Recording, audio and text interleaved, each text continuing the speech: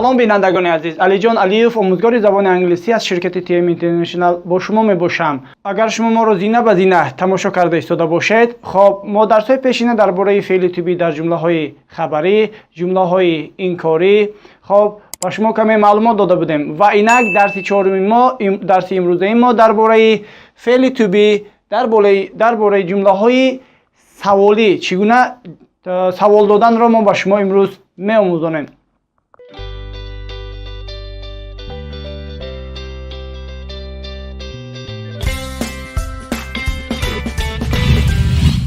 خب ما نظر میکنیم اول کمی به جمله های خبری و بعداً به جمله های سوالی، چون که اگر ما جمله های خبری را چگونه ساختنش را آموزیم بعداً به ما آسان می شود جمله های سوالی را نیز ساختنش.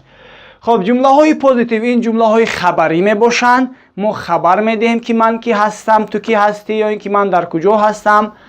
I am a teacher. من آموزگار هستم. You are a doctor. تو دکتر هستی. He is at home. Why؟ در خانه هست. برای چی ما با هم گویم هم جمله های سوالی آوردیم و هم جمله های خبری آوردیم.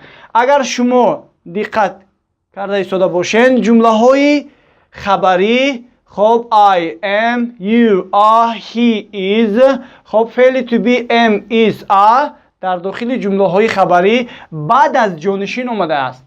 در جمله های سوالی باشد ما حتما فعل to be رو در اول میمونیم. Am I, are you, is he, is she, is it, are we, are you, are they. برای مثال من دانشجو هستم. I am a student. یا اینکه من معلم هستم. I am a teacher. این جمله های خبری. خب ما این رو میگیریم جمله سوالی میکنیم. am رو میگیریم پیش از جانشین میمونیم. Am I a teacher؟ آیا من معلم هستم؟ Are you a doctor؟ آیا شما دکتر هستید؟ Is he at home؟ وای در خانه هست. Is she a teacher؟ یا اینکه is she a nurse؟ آیا وای همشیره هست. Is it your car؟ این ماشین از آن توست. Are we students؟ آیا ما دانشجو هستیم؟ Are you teachers؟ آیا شما آموزگار هستید؟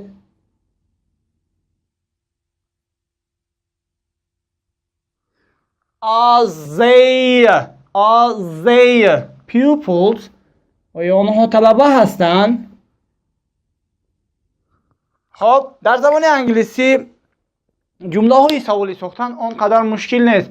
حتما فعل to be رو ما میگیریم در اول جمله میمونیم. مثلا I am a teacher. من معلم هستم. خواهیم این رو سوال کردن. Am I a teacher؟ am در اول می آید. Am I a teacher؟ من در خانه هستم. I am at home. آیا من در خانه هستم؟ Am I at home؟ یا اینکه شما دکتر هستید. جمله خبری You are a doctor. آیا شما دکتر هستید؟ Are you a doctor? Are you at home? Are you teacher? Are you singer? یا اینکه Are you hungry؟ شما گرسنه هستید. Are you thirsty؟ آیا شما تشنه هستید. Are you sick؟ آیا شما بیمار هستید. یا اینکه Is he student؟ آیا وای دانشجو است. Is she a doctor؟ آیا دکتر است. Is it your house؟ آیا این خانه توست. Is it your car؟ آیا این ماشین شماست. و دیگرها. خب بار دیگر میفهمونیم که جمله های پوزیتیوی I am a teacher یعنی من معلم هستم. میگیریم سوالی میکنیم. Am I a teacher? You are a doctor. You are a doctor. Are you a doctor? He is at home. Is he at home? She is a nurse. او همشیره است. Is she a nurse? It is your car. این ماشین توست. Is it your car? ما دانشجو هستیم. We are students. سوالی اگر خواهیم کردن Are we students? Are you teachers? Are they pupils? با اینها شکل کوتاهی جواب دادن رو می‌آموزیم. خب اگر با شما سوال آید که مثلا Am I a teacher?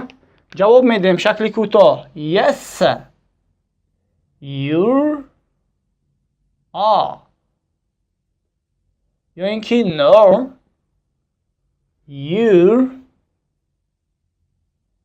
are not.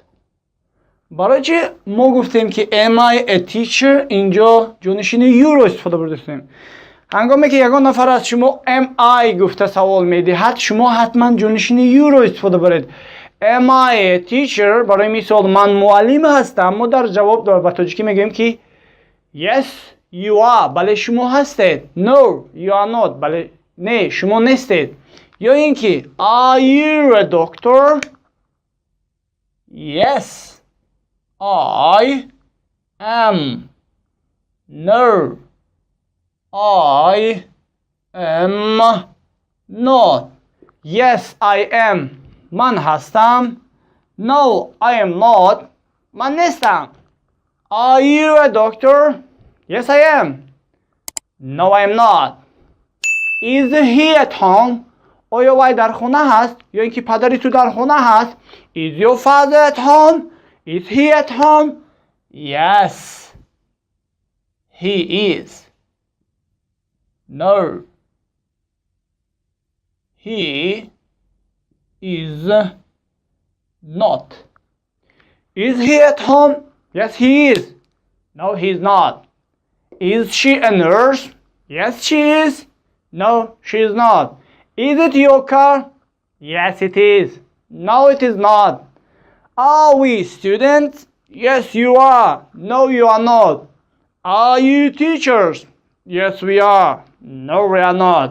Are they pupils? Are they students? Yes they are. No they are not. با هم تکرار میکنیم. Am I a teacher? Am I a teacher? Yes you are. No you are not. Are you a doctor?